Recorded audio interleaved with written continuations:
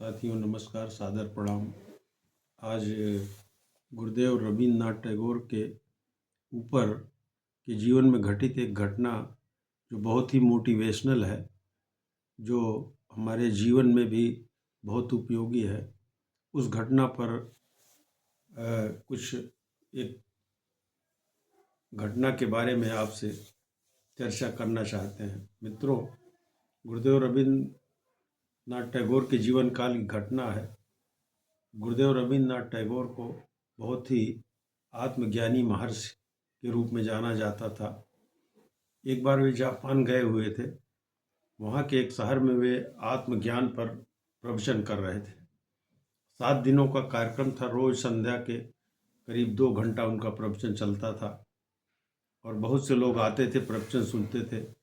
उन्हीं श्रोताओं के बीच में एक व्यक्ति साधारण सा रुग्ण प्रकृति का धोती कुर्ता पहने हुए बैठा रहता था। बहुत ही ध्यानपूर्वक उनका उपदेश सुनता रहता था और सभी चले जाते थे। तब वह गुरुदेव रवींद्रनाथ टैगोर के पास जाता था और उनको शीश झुका करके प्रणाम करके तब वह प्रस्थान किया करता था। रवींद्रनाथ टैगोर की दृष्टि उन सभी श्रोतागणों से बार बार उस वृद्ध व्यक्ति की ओर खींची हुई जाती थी और बार बार उनकी आंखों में उस वृद्ध व्यक्ति की मिल जाती थी। 7 दिन पूरे हुए। सभी ने रवींद्रनाथ टैगोर को विदाई स्वरूप किसी ने धन चढ़ाया, किसी ने कुछ स्वर्ण आभूषण दिए, किसी ने मिठाइयाँ चढ़ाई, किसी ने कपड़े, किसी ने कुछ और चढ़ाया। जिसके पास जो कुछ भी था, तुलसी दल पुष्प का भी भेंट किया। सभी अपनी अपनी बारी आने पर चरणों में जाके उनके शीश चढ़ा करके प्रणाम किए। वह वृद्ध एक कोने में हाथ जोड़े हुए भाव विभोर होकर बैठा हुआ रहता था और जब सभी चले गए तो वृद्ध भी हाथ जोड़कर रवींद्रनाथ के सामने आया और कहा, मैं कुछ कहना चाहता हूँ ऋषिवर। भाव विभोर होकर, एकाग्रचित्त होकर उसने प्रवचन सुनने के पश्चात उनको रवींद्रनाथ को देखता रहा और उनसे प्रभावित होकर उनसे कहा कि मैं एक निवेदन करना चाहता हूं। तो गुरुदेव रवींद्रनाथ ने कहा, बोल तू क्या चाहता है। उसने कहा, महाराज मैं चाहता हूं कि आप इस गरीब के झोपड़े में भी एक बार आने की कृपा करें, मेरा यही निवेदन है। रवींद्रनाथ टैगोर कुछ देर तक चुप रहे, तदुपरांत बोले, ठीक है, लेकिन एक शर्त है, तुम कोई खर्च भर्च नहीं करोगे, बिल्कुल सादगीपूर्ण ढंग से हमें हमारा स्वागत सत्कार करोगे तो मैं आने के लिए तैयार हूँ। उसने कहा, जैसी आज्ञा हो मुनिवर। फिर रवींद्रनाथ टैगोर ने उसे दूसरे दिन जाने के आश्वासन दे दिया और दूसरे दिन जब गुरुदेव रवींद्रनाथ टैगोर तैयार होकर इंतजार कर रहे थे, तभी एक चमचमाती हुई एक बेशकीमती गाड़ी आकर उनके सामने रुकी, जो उस समय में बहुत ही बहुमूल्य थी, कई लाखों में थी। रवींद्रनाथ चौंके और उन्होंने अपने सेवकों से कहा, सुनो, यह भक्त जो है श्रद्धा से विह्वल हो गया है और अपनी औकात से ज़्यादा किसी ऊंचे किराए की गाड़ी लेकर के आया है। तुम लोग ऐसा करना कि कुछ पैसे अपने पास लिए चलना और इसको कुछ रुपए दे देना, जिससे ये जो अपनी झूठी शान शौकत दिखाने के लिए गाड़ी इतनी महंगी लेके आया है, इसको कोई कष्ट ना होने पावे और इसको अकारण गरीबी भूखमरी में न जाना पड़े। गुरुदेव रवींद्रनाथ टैगोर के शिष्यों ने कुछ मुद्राएं लेकर अपने जेब में रख लिया और अपने उनके बच्चों को जाकर दे दिया, देने के लिए रख लिया। रवींद्रनाथ टैगोर के साथ उनके शिष्यगण था। एक वह व्यक्ति भी उसी गाड़ी में बैठा और प्रस्थान कर चलते हुए वह गाड़ी एक विशाल हवेली नुमा बहुत ऊंचे महल के सामने रुकी। रवींद्रनाथ टैगोर ने कहा, अरे भाई, तुम किसके यहाँ मुझे लेकर आ गए हो? ये तो किसी 5 स्टार होटल जैसा लग रहा है। तुम अपने घर लेके चलो ना हमें, तुम यहाँ किसी रईस के घर पे क्यों लेके आए हो? वो वृद्ध ने हाथ जोड़कर कहा, हुजूर, यह आप ही का घर है, किसी और का नहीं है।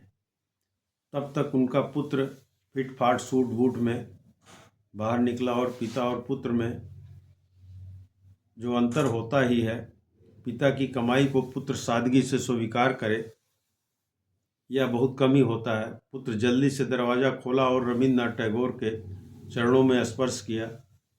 चरण स्पर्श के पश्चात रविन्द्रनाथ टैगोर ने देखा कि उनकी चारों अंगुलियों में हीरे जवाहरात सब जड़े हुए हैं। और उस वृद्ध ने पूछा रविन्द्रनाथ ने, यह कौन है? तो वृद्ध ने कहा, यह कोई और नहीं है, हमारा पुत्र है। 3 बेटे हैं और ये मेरा बड़ा बेटा है। महाराज जी, आप सब कुटिया में प्रवेश करने की कृपा करें, अपनी चरण धूल से इसको पवित्र कर दें।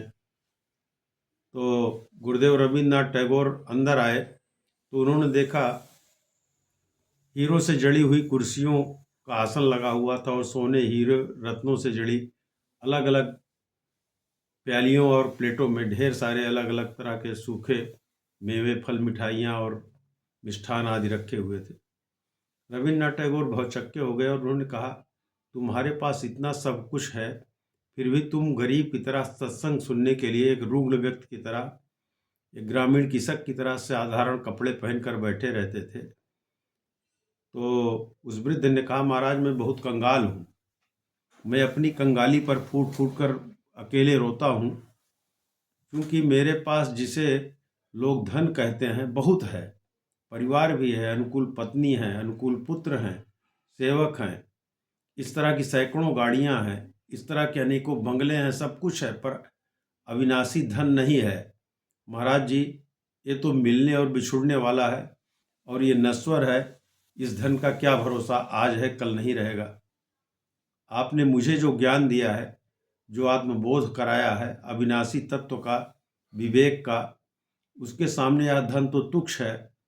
महाराज जी, दुनिया में ऐसे ऐसे तो अनेक धनपति हैं, लेकिन उनके पास जो ज्ञान है, उस ज्ञान की कोई बराबरी नहीं कर सकता, क्योंकि आपने जो ज्ञान, आपके पास जो ज्ञान है वह अक्षय है, अविनाशी है, एक बार मिलता है तो कहीं कहीं कभी बिछुड़ता नहीं है। मेरे पास जो धन है वो आज मिला है, कभी भी बिछुड़ सकता है। या बिल्कुल बिना अहंकार के उनके चरणों में झुक गया और ठीक ही कहा गया है, जैसा कि शास्त्रों में भी कहा गया है, नमन्ति फलिनो वृक्षा नमन्ति गुणिनो जनाः शुष्क वृक्षास्य मूर्खाश्च न नमन्ति कदाचन। फलदार वृक्ष हमेशा झुक जाते हैं और गुणवान व्यक्ति हमेशा विनम्र रहता है, लेकिन शुष्क वृक्ष, सूखा हुआ वृक्ष और मूर्ख मनुष्य कभी झुकता नहीं है, कभी विनम्र नहीं हो पाता है। मित्रों, इसका निष्कर्ष ये है कि महाराज, उसने कहा कि मैं आपसे तथा अनेक संत से भी मिल चुका हूँ, उनके सत्संग सुन चुका हूँ, लेकिन अभी प्राण पखेरु उड़ते ही सारा धन अपना नहीं रहेगा, इसलिए इस पर मोह नहीं हो सकता। गुरुदेव, आपके वचनों पर मेरी इसमें आसक्ति ना हो, इसके बीच में रहकर भी मैं निस्पृह और बिना अहंकार के रहूं, नम्रता और विनम्रता हृदय में हमेशा रहे और हमेशा बोध हो इस बात का कि बाहर जिसे मैं सोना चांदी समझ रहा हूँ, वह ईंट पत्थर मिट्टी के अतिरिक्त और कुछ नहीं है। ऐसी कृपा मेरे ऊपर सदैव बनाए रखना। जैसे मरने के बाद मेरा कहा जाने वाला ईंट पत्थर और माटी सब छूट जाएगा, वैसे ही जिसे हम सोना चांदी समझ रहे हैं वो सब भी छूट जाएगा, कुछ भी साथ जाने वाला नहीं है।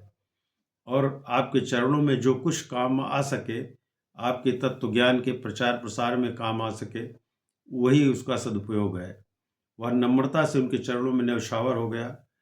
और इसको संत कबीर ने भी अपने शब्दों में इसको दूसरी तरह से कहा है कि का मांगूं कुछ स्थिर न रहाई, देखत नैन चला जग जाई।